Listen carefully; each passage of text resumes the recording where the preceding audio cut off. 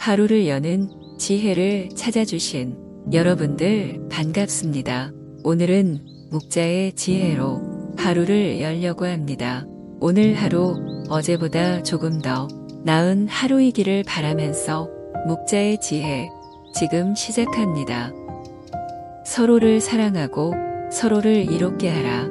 세상 사람들이 모두 서로 사랑하지 않는다면 강자는 반드시 약자를 핍박할 것이고 부자는 가난한 자를 업신여기며 신분이 높은 자는 비천한 자를 경시할 것이고 약삭빠른 자는 반드시 어리석은 자를 기만할 것이다. 세상의 모든 전란과 찬탈과 원한이 일어나는 까닭은 서로 사랑하지 않기 때문이다.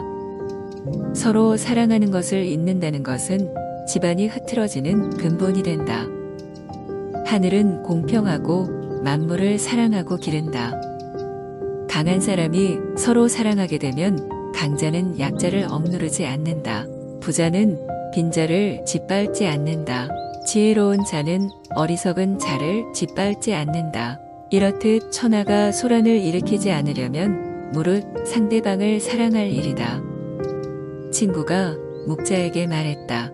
지금 천하에는 의로움을 행하는 사람이 없는데 그대는 홀로 스스로를 괴롭히며 의로움을 행하고 있으니 그대도 이제 그만두는 게 좋겠네 그려.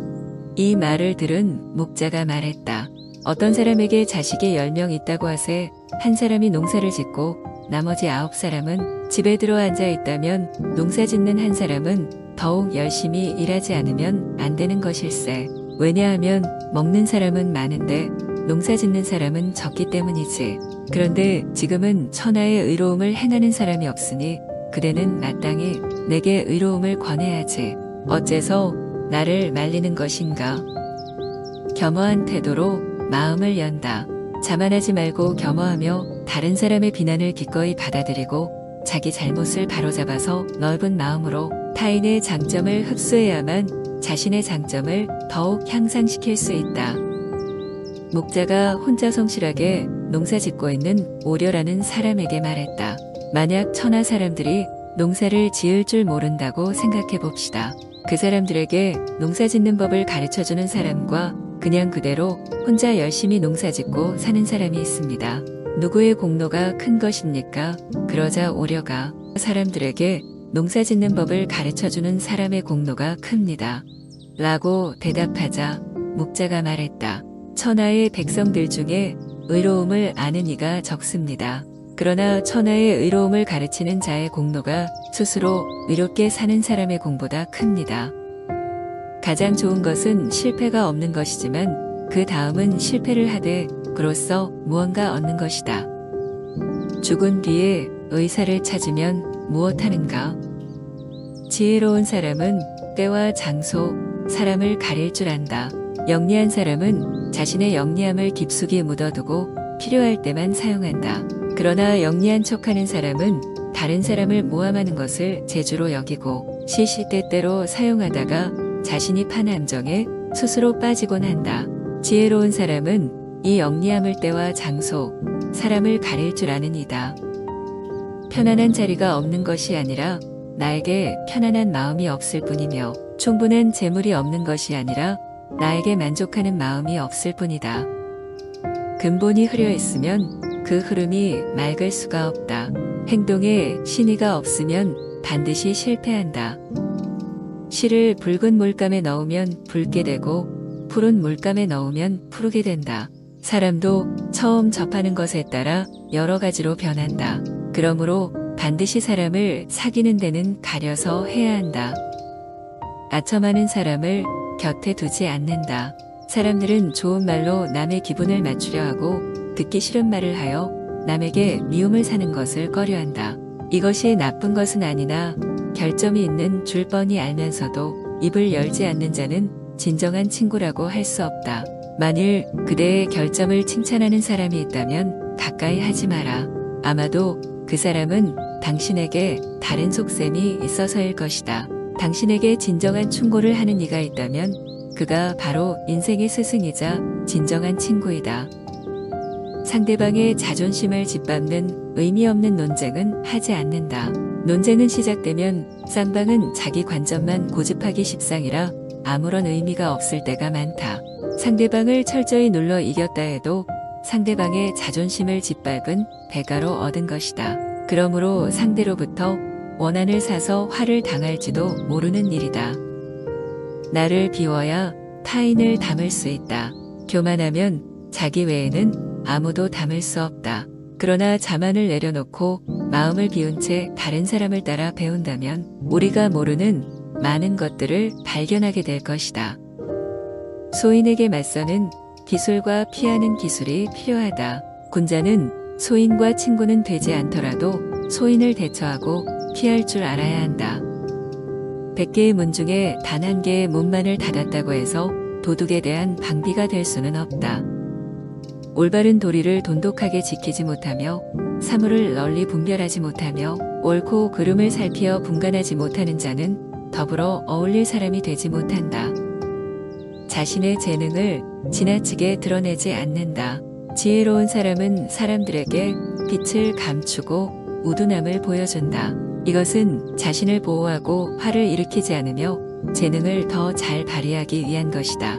혼자만 자랑하고 주위 환경을 무시하면 타인과 어울리지 못하고 혐오감을 불러일으킬 수 있다.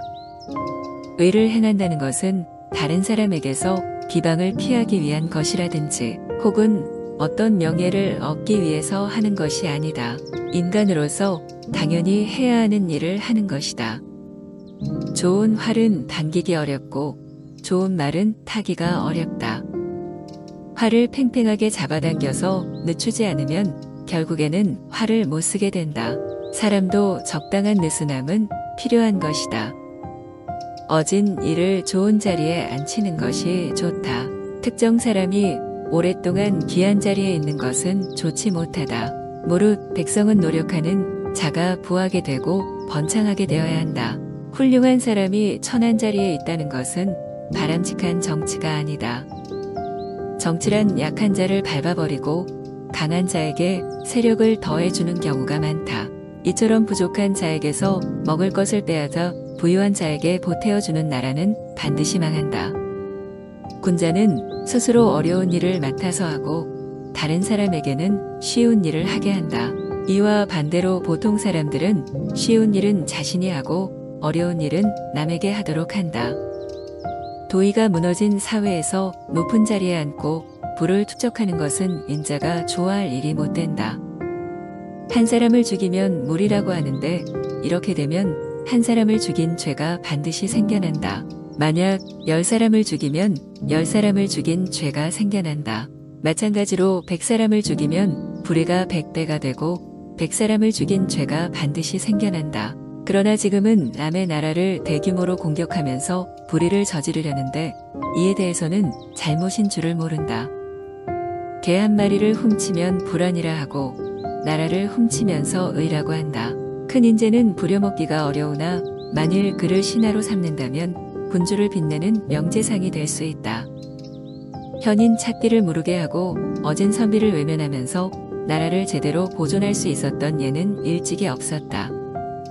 천하의 모든 백성의 실정을 보고 진실된 소리를 듣는 것이 나라를 다스리는 근본이다. 성곽이나 해자는 지키지도 못하면서 궁궐을 치장하며 나라를 방어하지 않는 것이 첫째 환난이다. 위급할 때 고립되어 의지할 데가 없는 것이 둘째 환난이다.